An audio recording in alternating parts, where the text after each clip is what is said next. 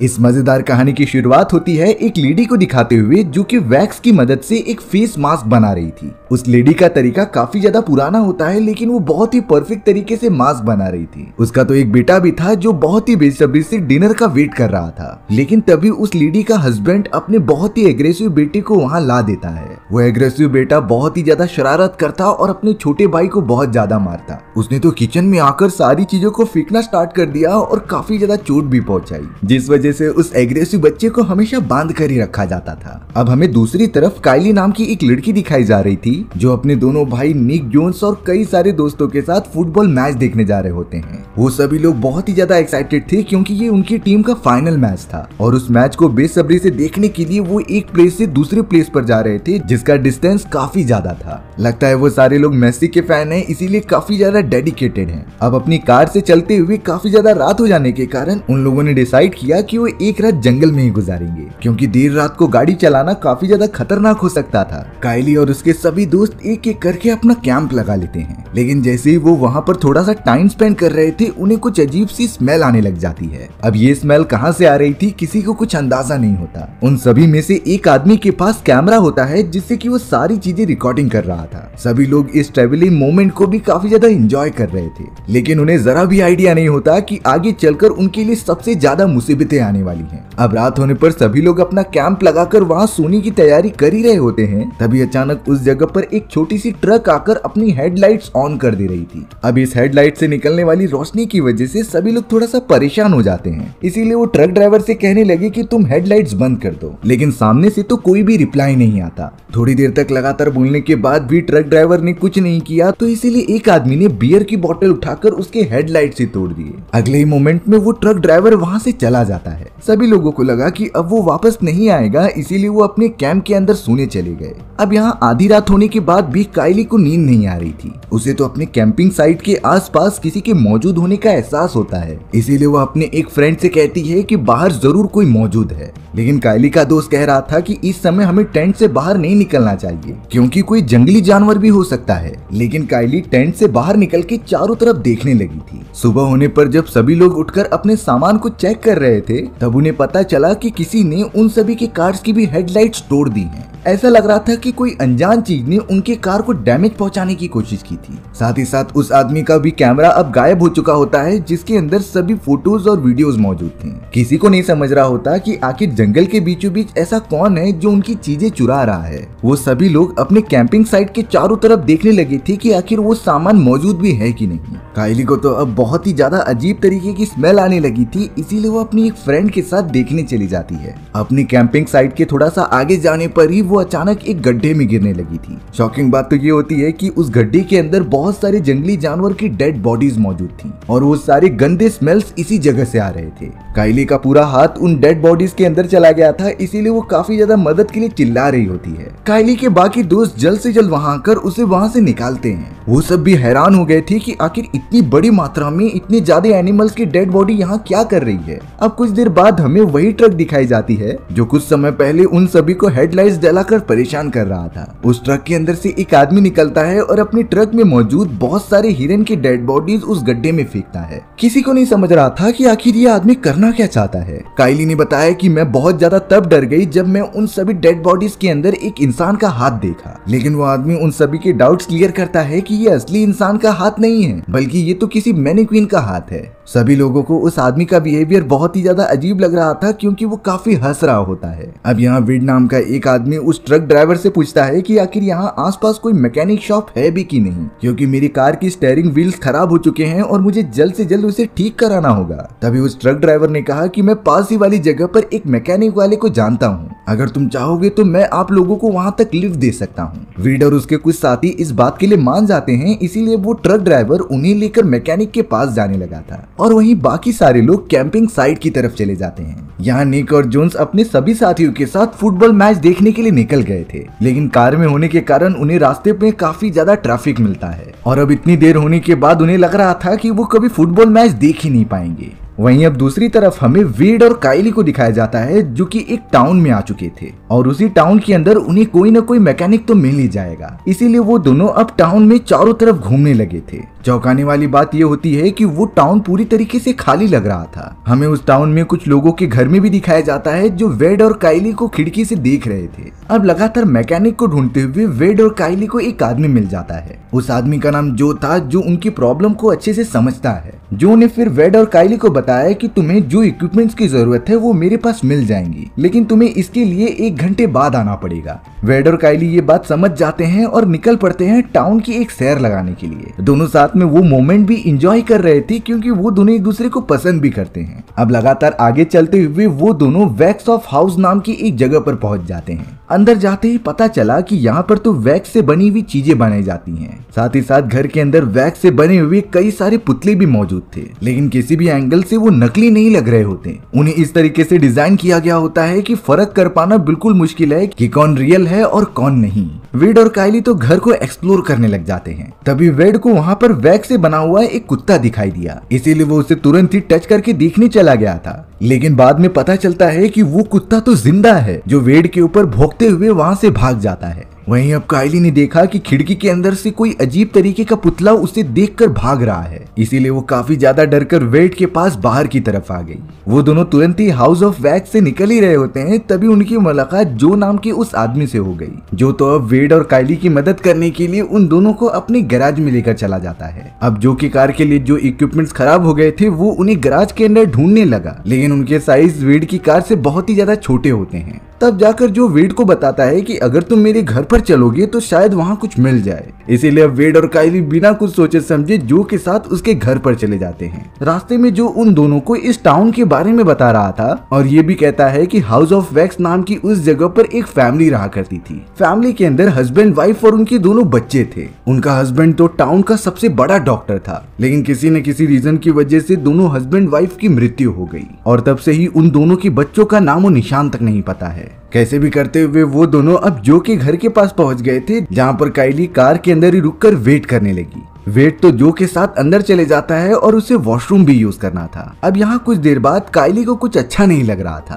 तभी अचानक उसकी नजर वही ट्रक पर गई जो कल रात उनके कैंपिंग साइट पर आकर लगातार लाइट्स जला रहा था। काइली को ये पता तब चला जब उसने हेडलाइट देखी जो कि एक टूट चुकी थी। काइली को बहुत ज्यादा डर लगने लगा था, इसीलिए वो वेड को चिल्ला चिल्ला कर बुलाने लगी। वो तो लगातार हॉर्न बजाती रहती है जिससे कि वेड उससे सुनकर बाहर आ जाए, पर जब तक वेड का इन सारी चीजों पर ध्यान जाता कमरे की लाइट सी चली जाती हैं और अब थोड़ी देर के अंदर वेड के चारों तरफ एक अजीब सा साया घूमने लगता है। अचानक वेड के सामने वैक्स से बना हुआ एक चेहरा आया और उसने एक हथियार की मदद से वेड के पैर पर हमला कर दिया। वेड को काफी ज्यादा खून बहता है और वो वहीं पर बेहोश हो गया। कुछ देर बाद अब जो कमरे से बाहर आता है जिसने की तुरंत ही आकर काइली पर हमला करना स्टार्ट कर दिया। काइली तो बहुत ही मुश्किल तरीके से अपने आप को बचाती है और वहां से भागते हुए काफी दूर निकल जाती है। काइली को समझ में आ चुका था कि जो एक अच्छा इंसान नहीं है, इसलिए काइली भागते हुए चर्च के पास चली गई, क्योंकि आते समय उसने चर्च के अंदर कई सारे लोगों को देखा था और अगर टाउन के लोग उसके साथ रहेंगे तो जो उसका कुछ भी नहीं कर सकता था। लेकिन जैसे ही काइली चर्च के अंदर मौजूद उन सभी लोगों के पास जाती है तब उसे पता चला कि ये सभी जिंदा नहीं है, बल्कि ये तो वैक्स के पुतले थे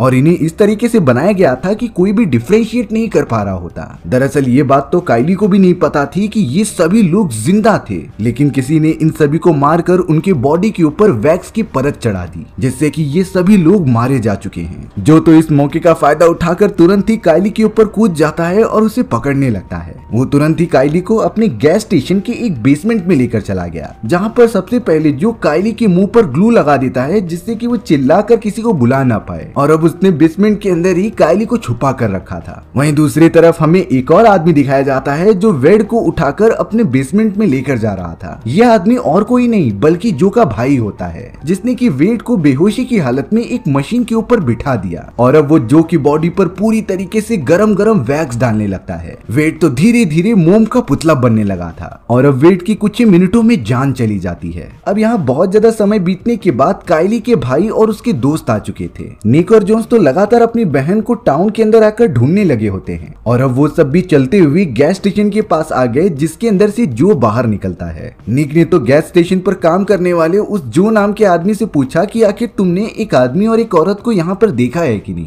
जो को सब कुछ पता होने के बावजूद भी वो कह देता है कि मुझे इस बारे में कोई आइडिया नहीं है, जबकि उसने काइली को उसी गैस स्टेशन के बेसमेंट में छुपा कर रखा था। अब यहाँ काइली अपने भाइयों की आवाजें सुनकर समझ जाती है कि यहाँ पर वो उन्हें ही ढूंढने आए हैं, लेकिन उसके मुंह पर ग्लू लगी थी और वो वहां से बाहर भी नहीं निकल सकती थी। काइली तो अपनी उंगली बाहर निकाल कर दिखा रही होती है जिससे कि उनके भाई उसे देख ले, लेकिन निक और जोन्स की नजर नीचे जाती ही नहीं। निक और जोन्स अपने बाकी दोस्तों के साथ टाउन की दूसरी तरफ जाने लगे अपनी बहन को ढूंढने के लिए, लेकिन इससे पहले काइली ने अपने मुंह पर लगे हुए सारे ग्लूस को निकाल दिया, जिससे कि काइली के लिप्स की चमड़ी भी निकल जाती है और उसने अगले मोमेंट में काफी तेजी से चिल्लाना स्टार्ट कर दिया, जिससे कि काइली के भाई निक और जोन्स को इस बारे में पता चल जाता है कि उनकी बहन यही मौजूद है। जो भी इस बात को समझ गया था इसीलिए वो निक पर हमला करने लगा। निक उसके हमले से कैसे भी बचकर गैस स्टेशन के अंदर आ जाता है और उसे लॉक कर देता है। जो बहुत ज्यादा कोशिश कर रहा था गैस स्टेशन के अंदर आने के लिए, लेकिन वो नाकामयाब होता है। फिलहाल के लिए निक किसी भी तरीके से बेसमेंट में पहुंचकर अपनी बहन काइली को आजाद कराता है। काइली की हालत सच में बहुत ज्यादा खराब हो गई थी, इसीलिए वो तुरंत ही उसे बाहर लेकर आ गया, क्योंकि काइली को तुरंत ट्रीटमेंट की जरूरत थी। दोनों बाहर तो आ गए थे, लेकिन उन्हें जो कहीं भी दिखाई नहीं दे रहा होता और ये सारी चीजें आगे चलकर बहुत ज्यादा खतरनाक भी होने वाली थी। काइली और निक तो टाउन के दूसरे घरों में जाकर देख रहे थे, तभी वो एक बूढ़ी लेडी के पास आते हैं जो खिड़की में से उन्हें बार बार देख रही होती है। पर शॉकिंग बात तो तब हुई जब उन्हें पता चला कि ये बूढ़ी लेडी भी एक वैक्स का पुतला है। दरअसल उस बूढ़ी लेडी के वैक्स के पुतले को इस तरीके से डिजाइन किया गया था कि वो हर मिनट के अंदर खिड़की खोलकर देखेगी, जिससे कि टाउन में जो भी स्ट्रेंजर्स आते थे उन्हें लगे कि टाउन में कोई रहता है। यानी सच्चाई ये थी कि इस टाउन में जो और उसके एक भाई के अलावा कोई नहीं रहता था और पूरा टाउन एकदम से सुनसान होता है। दूसरी तरफ हमें निक का एक दोस्त दिखाया जाता है जो टाउन के किसी घर में जाकर देख रहा होता है। तभी उस आदमी ने नोटिस किया कि वेड का भी पुतला वहाँ पर मौजूद है जो कि पियानो बजा रहा था। सबसे ज्यादा डराने वाली बात यह होती है कि वेड अभी तक मरा नहीं होता, उसकी आंखें अभी भी हिल रही थी। पर निक का दोस्त ये सारी चीजें समझ पाता इससे पहले जो का भाई वहाँ पर आ जाता है और तुरंत ही उसे मार डालता है। जो का वही खतरनाक भाई वहाँ आकर उस आदमी को भी मार देता है। इसी तरीके से उसने निक के कई सारे दोस्तों को मौत के घाट उतार दिया था और अब टाउन में सिर्फ बचे थे निक और काइली, जो कि दोनों किसी भी तरीके से अपनी जान बचाकर धीरे धीरे आगे बढ़ रहे थे। निक और काइली ने तो रास्ते में से कुछ हथियार उठा लिए थे जिससे कि वो खुद की प्रोटेक्शन कर सके, लेकिन जो के भाई ने अब उन सभी के ऊपर हमला कर दिया होता है, जिनसे बचते हुए दोनों एक सिनेमा थिएटर के अंदर चले जाते हैं। लेकिन वहां भी जितने भी लोग मौजूद थे वो अब वैक्स का पुतला बन चुके होते हैं। निक और काइली तो खुद की प्रोटेक्शन के लिए उन्हीं पुतलों के बीच में बैठकर उन्हीं की तरह एक्टिंग करने लगे। थोड़ी ही देर में उस जगह पर जो आ जाता है जो उन दोनों को मारने के लिए ढूंढ रहा था, लेकिन निक के हाथ में जो हथियार होता है वो पहले से ही तैयार था और उसने तुरंत ही एक एरो चला दिया जो को जाकर लग जाता है, जो वहीं पर बेहोश हो गया। काइली और निक अब सीधा जो के घर पर आ जाते हैं क्योंकि उन्हें लग रहा था कि वेड अभी भी जिंदा है और वो उसे बचा सकते हैं। लेकिन अंदर जाके थोड़ी छानबीन करने के बाद उन्हें इस बात का रियलाइजेशन हो जाता है कि वेड की जान अब चली गई है। वहाँ निक और काइली को कुछ फोटोज भी मिलते हैं जिनके अंदर दो जुड़वा बच्चे मौजूद थे और ये फोटो किसी और की नहीं बल्कि जो और उसके भाई की होती है। थोड़ी चौंकाने वाली बात ये थी कि उन दोनों भाइयों की बॉडी एक दूसरे से जुड़ी हुई होती है, यानी कि वो दोनों जब पैदा हुए थे तो उन दोनों की बॉडी एक दूसरे से कनेक्टेड थी, जो बहुत ही ज्यादा रेयर केसेस में होता है। दरअसल सच्चाई ये होती है कि कहानी की शुरुआत में जो हमें दो कपल्स दिखाए गए थे,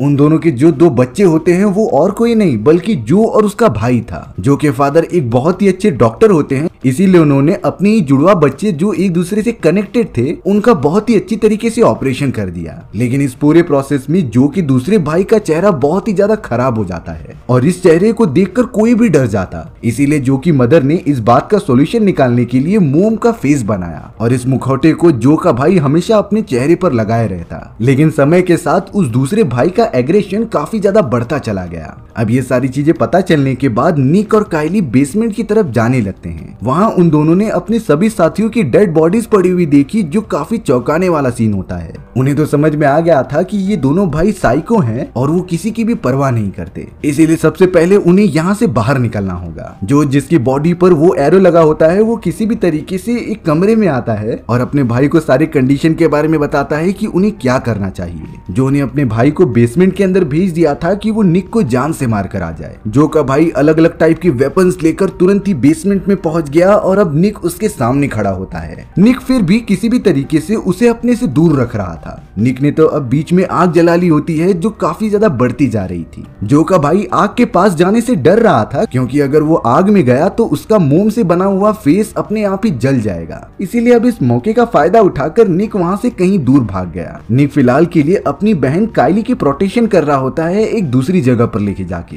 लेकिन अफसोस की बात ये थी कि जो वहां भी पहुंच जाता है, जिसने तुरंत ही निक और काइली के ऊपर हमला करना स्टार्ट कर दिया। अब यहाँ निक ने जो आग लगाई थी वो लगातार बढ़ती जा रही होती है और ये बेसमेंट कनेक्टेड था हाउस ऑफ वैक्स से, यानी कि जो और उसके भाई के पेरेंट्स जहाँ पर रहा करते थे उस जगह पर। जो यहाँ पर निक को जान से मारने की कोशिश कर ही रहा होता है, तभी काइली ने पीछे से आकर जो के ऊपर बहुत ही तेज हमला कर दिया। अपने और अपने भाई की प्रोटेक्शन करने के लिए काइली ने मल्टीपल वार किए, जिससे कि एक समय बाद जो की जान चली जाती है। काइली और निक तो अब ऊपर की तरफ चले गए थे। हाउस ऑफ वैक्स में भी अब चारों तरफ आग लगना स्टार्ट हो गई थी और अब सारे मोम के बने हुए पुतले जलने लगे थे। जो का भाई, जिसकी हालत काफी ज्यादा बुरी हो चुकी थी, वो भी अब उस जगह पर आ जाता है। लेकिन जब उसे पता चला कि उसका भाई जो अब मारा जा चुका है तो वो काफी ज्यादा गुस्सा हो गया। जो का भाई अब एकदम आउट ऑफ कंट्रोल होकर अपने हाथ में वेपन ले लेता है और ऊपर की तरफ जाने लगता है काइली को जान से मारने के लिए। अब काइली पूरी तरीके से फंस चुकी थी। वो तो जो के भाई को समझा रही थी कि जो ने सिर्फ और सिर्फ तुम्हारा यूज किया है, तुम्हें अपने पास्ट की सारी चीजें भुलाकर नई जिंदगी स्टार्ट करनी चाहिए। लेकिन जो का भाई इन सारी चीजों पर बिल्कुल भी भरोसा नहीं करता और काइली को मारने चला जाता है। बट लकीली हमला करने से पहले उस जगह पर निक आ चुका था, जिसने तुरंत ही जो के भाई के ऊपर जंप लगा दिया और उसके वेपन को अपने हाथ से पकड़ लिया। अब जो का भाई बहुत ही ज्यादा क्लोज था निक को जान से मारने के लिए, लेकिन पीछे से काइली एक दूसरा वेपन लेकर आती है और जो कि उस साइको भाई को लगातार मारने लगती है। जो का भाई इतने ज्यादा वार होने से काफी ज्यादा कमजोर हो चुका था, इसीलिए निक जो के भाई को तुरंत ही धक्का दे देता है, जिससे कि वो डायरेक्टली नीचे गिर चुका था और अब वो फ्लोर को तोड़ते हुए अपने भाई जो की डेड बॉडी पे जाकर गिरता है। उस पूरी जगह पर आग लग चुकी थी क्योंकि ऑलमोस्ट बहुत सारी चीजें मोम से बनाई गई होती हैं। जो और उसका भाई एक दूसरे के ऊपर इस तरीके से गिरे थे कि उनकी बॉडी वापस से कनेक्टेड हो जाती है और ये सेम टू सेम उसी के जैसा था जब वो दोनों पैदा हुए थे। अब वो पूरा घर जो कि ऑलमोस्ट वैक्स से बना होता है वो जलकर एकदम टूटने लगा था। इसीलिए निक अपनी बहन काइली को लेकर वहां से तुरंत ही भागने लगा। अगले दिन पुलिस ऑफिसर्स भी आ गए थे और उन दोनों को रेस्क्यू कर लिया गया। एक पुलिस ऑफिसर बताता है कि हमारे रिपोर्ट के अकॉर्डिंग इस पूरे टाउन में एक शुगर मिल हुआ करती थी, जिसे कि कुछ टाइम पहले बंद कर दिया गया था क्योंकि वहां पर काफी बड़ा ब्लास्ट हो गया और इसका असर पूरे टाउन पर हुआ। लेकिन ये टाउन तो पहले ही जैसा है क्योंकि जो और उसका भाई यहाँ मौजूद जितने भी लोग रहते थे उन्हें जान से मारकर पुतले में कन्वर्ट कर देते। साथ ही साथ जो भी स्ट्रेंजर्स इस टाउन में आते वो उन्हें वैक्स की परत से चढ़ाकर इसी टाउन के अंदर बंद करके रख देते। पर अब यहाँ सब कुछ ठीक हो चुका है। काइली अपने भाई के साथ कार के अंदर बैठकर वहाँ से जा रही थी। तभी काइली की नजर उसी आदमी के ऊपर पड़ती है जिसने कि उन्हें टाउन के अंदर अपनी ट्रक से ड्रॉप किया था। वो आदमी पता नहीं क्यों खुश होकर उन दोनों को हाथ दिखा रहा था। तब जाकर काइली को रियलाइज होता है कि जो के 2 भाई नहीं थे बल्कि वो सब तो 3 भाई होते हैं और ये उनमें से तीसरा भाई था जो कि पूरे प्लान का मास्टरमाइंड होता है। इसी तरीके से हमारी ये कहानी सस्पेंस में ही खत्म हो जाती है। सो व्यूअर्स, आपको ये स्टोरी कैसी लगी कमेंट सेक्शन में बताना भूलना मत। और अगर आपको मेरा एक्सप्लेनेशन 1% भी अच्छा लगा होगा ना तो वीडियो को लाइक एंड चैनल को सब्सक्राइब जरूर कर देना। मिलते हैं इसी तरीके की मजेदार वीडियोस में, तब तक के लिए बाय बाय।